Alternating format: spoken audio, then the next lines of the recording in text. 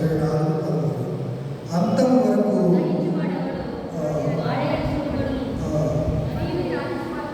మరియు రాజసువార్త సకల జనులకు సాక్షాత్మై లోకమంతటను ప్రకటింపబడిన తరువాత అంతము వచ్చును.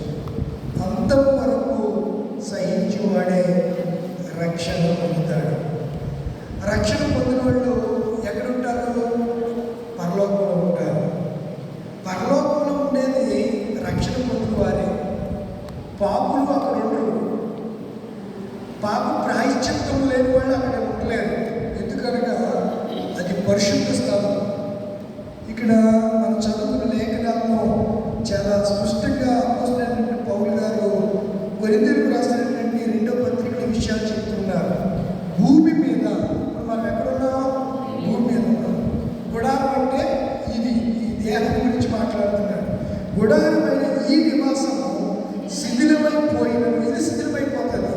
కానీ కామవుతుంది కదా, అక్కడ చేతి పని కాక దేవుని చేత కట్టబడి ఉన్నదియో నిత్యమైనదియో అంటే లైంగిక నివాసము పరలోకమందు మనకు ఉన్నదని మీరు గుర్తుపెట్టుకోండి. ఎరగండి, ఈ జీవితం క్రైస్తవుని యొక్క జీవితం ఏంటంటే దీవుల కొరకు ఆశీర్వాదాల కొరకు కాదు, చనిపోయిన తర్వాత మరొక రాజ్యం కొరకే క్రైస్తవ జీవితం.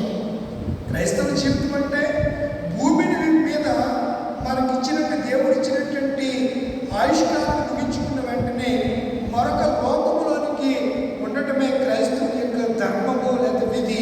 అందుకే దేవుడు యేసుప్రభువు వారు అంటారు, నా యందు విశ్వాసం ఉంచువాడు చనిపోయినను బ్రతుకును, బ్రతికి నా యందు విశ్వాసం ఉంచువాడు వారి అన్నిటికీ చనిపోదు. అనగా ఆత్మకు ఏమి లేదు, చావలేదు లేదు, అది ఎప్పుడు జీవించే ఉంటుంది. అందుకనే దాన్ని ఏమన్నారంటే జీవాత్మ. ఏమన్నారు? జీవాత్మ. ఈ ఇటర్ని అనగా నిత్య జీవితంలో ఎప్పుడు కూడా ఆత్మ సమాధానంతో కలవలేకపోకుండా ఉండాలంటే ఏ ప్లేస్లోకి వెళ్ళాలి? దేవుడు ఉండే లోకంలోనికి వెళ్ళాలి. అందుకే ఇక్కడ ఏమంటాడంటే చేతి పని కాక ఉండి, అందుకు మీరు ఏం చేస్తారంటే భూమి మీద ఉన్నప్పుడు మనము దిగంబరులు కాక వస్త్రము ధరించుకున్న వారిగా కనబడతాం. కాబట్టి పరలోకము నుండి వచ్చు మన నివాసము దీనిపై. దీనికి మీకు అర్థం అవడం కోసం ఎలా ధరించుకుంటామో ఒక మాటని జ్ఞాపకం చేస్తాను. కొరింథీయులకు రాసినటువంటి మొదటి పత్రిక 15వ అధ్యాయము 15వ అధ్యాయము 35వ వచనం నుంచి మనం చదివితే, అయితే మృతులు ఎలా లేతురు? మృతులంటే ఎవరు? చనిపోయిన వారు. వారు అలా లేస్తారంటావా? లేస్తే వారు ఇంటి శరీరంతో లేస్తారు.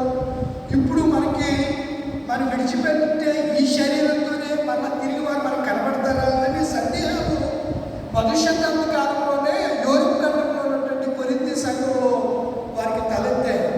ఆ సంఘంలో ఉన్నటువంటి బిడ్డలకి ఈ విషయాలు అర్థం కానప్పుడు పౌలు గారు వారితో చెబుతున్నటువంటి మాటలు ఏంటనగా, అయితే మృతులు ఎలాగూ లేదురు. అక్కడ చూడండి, క్వశ్చన్ మార్క్ ఉంది కదా, ఉందా అని వారింటి శరీరంతో వద్దులని ఒకడు అడుగుతున్నారు. మీరు అడుగుతున్నారు, బాగానే ఉంది. అసలు చనిపోయిన వాళ్ళు లేపబడతారా అని మీరు అడుగుతున్నారు. వారి ఇంటి చనిపోయిన తర్వాత వాళ్ళు ఏ శరీరంతో వస్తారని మీరు అడుగుతున్నారు అని 37 వచ్చిన అన్నాడు, చచ్చితేనే కానీ ఏంటి అమ్మేకి నీవు విత్తినది చచ్చితేనే కానీ బ్రతికింపబడదు కదా. మనం విత్తినటువంటి గింజలు చనిపోయిన తర్వాత మళ్ళా జీవాన్ని స్వతంత్రించుకుని ఎలాగైతే అవి ఎదిగి మనకి కనపడతాయో, ఈ విత్తుని చూడగానే గోధుమకి పొట్టి గింజని విత్తుతున్నామని చెప్పి ఏం చెప్తున్నాడు అంటే కిందకి వచ్చేయండి, కిందకంటే వచ్చేస్తే 50 వచనం నుంచి మనం చదువుకుందాం. సహోదరులారా, మీరు అడుగుతున్నారు, బాగానే ఉంది.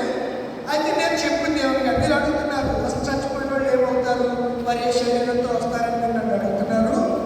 నువ్వు విత్తునికిచ్చా చచ్చిపోతారు కానీ అది బతికింపబడదు, అది సైన్సు. మీరు అలాగనే యేసుప్రభువు కూడా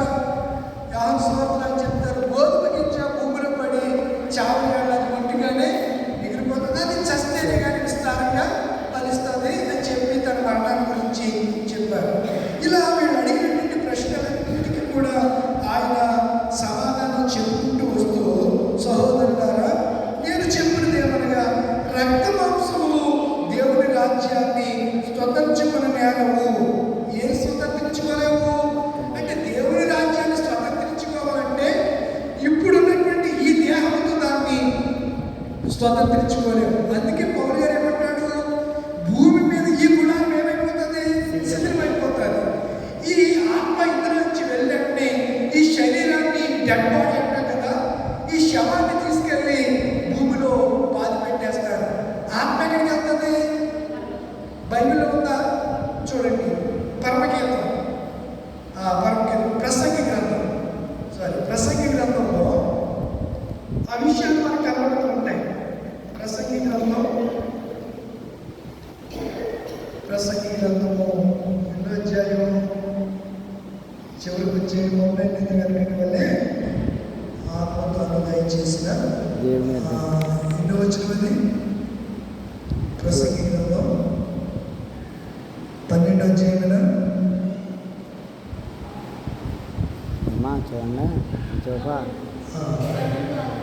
12 చాలు.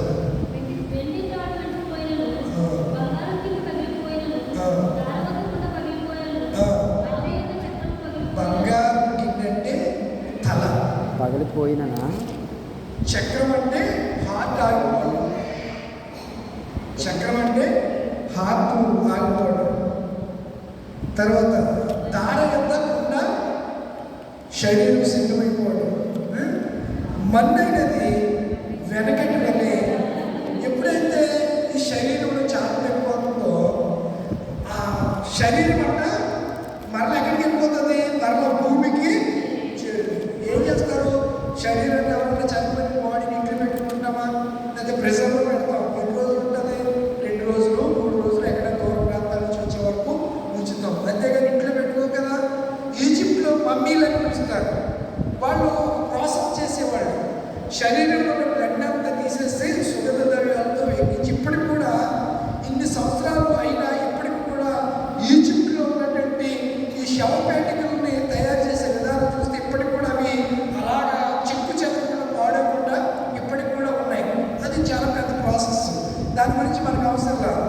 బైబిల్ గ్రంథంలో మనము చూడగలిగిన మాట ఏంటి, ఈరోజు మనం జ్ఞాపకం చేసుకున్న మాట ఏంటి, మన్నైనది వెనకటి వల్లే మన్నై ఓను ఆత్మ తాను దయచేసిన ఆత్మ ఎక్కడికి వెళ్ళిపోతుంది, ఎందుకు దేవుడి దగ్గరికి వెళ్ళిపోతుంది? ఆత్మలో ఈ లోకంలో ఉండలేదు. ఆత్మ ఉండే లోకం పరలోకం. మనం కూడా ఒకప్పుడు ఈ శరీరంలోనికి నేను రాకముందు ఆత్మగా నేను దేవుడి రాజ్యంలో తల్లి ప్రార్థన చేశారు, ప్రభువా తరతరాలకు మాకు నివాసిస్తారు అంటే మనం ఒకప్పుడు ఎక్కడ నివసించాము? ఈ శరీరంలోనికి తండ్రిలో నుంచి తల్లిలో నుంచి 9 మాసాల తర్వాత భూమి మీదకి రాక మునుపు మనం ఎవరిలో ఉన్నాము? దేవుడి దగ్గర ఉన్నాము. ప్రభు అందుకే మోషే ప్రార్థన చేస్తా అంటాడు, ప్రభువా మాకు తరతరాలకు నివాసం. పౌలు గారు ఏమన్నారు, పట్టుకోండి వాక్యాన్ని, భూమి మీద ఈ నివాసమైన ఈ గుడారము శిథిలమైపోతాయి. కానీ శిథిలం కాంతి ఒకటి ఉంది. అది ఎక్కడుంది? పరలోకంలో ఉంది. పరలోకం నుంచి భూమి మీదకి వచ్చాం. భూమి మీద శరీరంతో మనం ఏం చేయాలి? దేవుని బయటపరచాలి. పౌలు గారు ఆ మాట కూడా చెప్పాడు, నువ్వు శరీరంలోనికి వచ్చావు కాబట్టి నువ్వు ఏం చేయాలి? పౌలు గారు ఏం చెప్పాడు? 5వ అధ్యాయం అద్భుతమైన సంగతి కదండి. ఏం చెప్పాడు? 8వ వచనం, ఇట్లు ధైర్యం కలిగి 7వ వచనం చదివితే ఇంకా బాగుంటుంది. కనుక ఈ దేహంలో నివసించినంత కాలం, ఏ కాలం అంట? ఎంతకాలం? 60 మోషే ప్రార్థన చేస్తూ ఏం చెప్పాడు? 60 70 అది ఉంటే 80. ఆ 80లో ఎలా ఉంటుందంటే మనిషి పరిస్థితి ఆయాసము, నొప్పి. కూర్చుంటే నిలబడలేము, నిలబడితే కూర్చోలేము. ఇంకొకరు సాయం కావాలి, వాడు తీసుకొస్తేనే మన మందిరానికి రాగలం, ఎక్కడికైనా వెళ్ళాలి. శక్తిహీనులు అయిపోతాం. అందుకే ఇక్కడ ఏమంటాడంటే 6వ వచనంలో 7వ వచనంలో, కనుక ఈ దేహంలో ఉన్నంతకాలం మనం ఎవరు దూరంగా ఉన్నాం? ఒకప్పుడు ప్రభుకి దగ్గరగా ప్రభుతో ఉన్నాం. మనం ప్రభుతో ఉన్నటువంటి మనము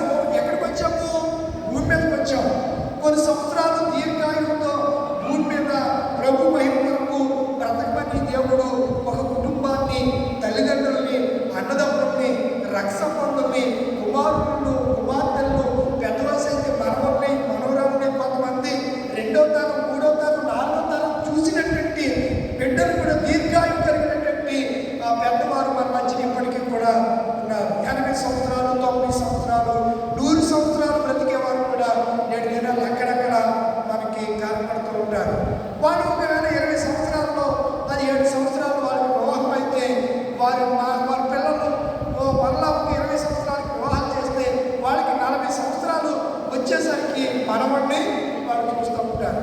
ఇంకో 60 సంవత్సరాలు వచ్చేసరికి ముది మనవడిని చూస్తారు. ఇంకో 60 సంవత్సరాలు ఏంటంటే ఇంకొక మనవడిని చూస్తారు. అంటే తరం వెంబడి తరము. మనం ఇక్కడ ఆలోచన చేస్తే అలా దేహంతో ఉంటే మనం ఎవరికి దూరంగా ఉంటున్నామంట? దేవునికి దూరముగా ఉన్నామని ఎరిగి మనకు తెలుసు. ఈ దేహం ఉన్నంతకాలం ఎవరికి దూరంగా ఉంటున్నామని తెలుసు. మనము మన బిడ్డలకి దగ్గరగా ఉండొచ్చు, మనము నేను నా భార్యకి దగ్గరగా ఉండొచ్చు, నా బిడ్డలకి దగ్గరగా ఉండొచ్చు, నా తల్లికి దగ్గరగా ఉన్న సోదరికి, నా రక్త సంబంధాలకి, నా సంఘానికి, మీకు నేను దగ్గరగా ఉండొచ్చు.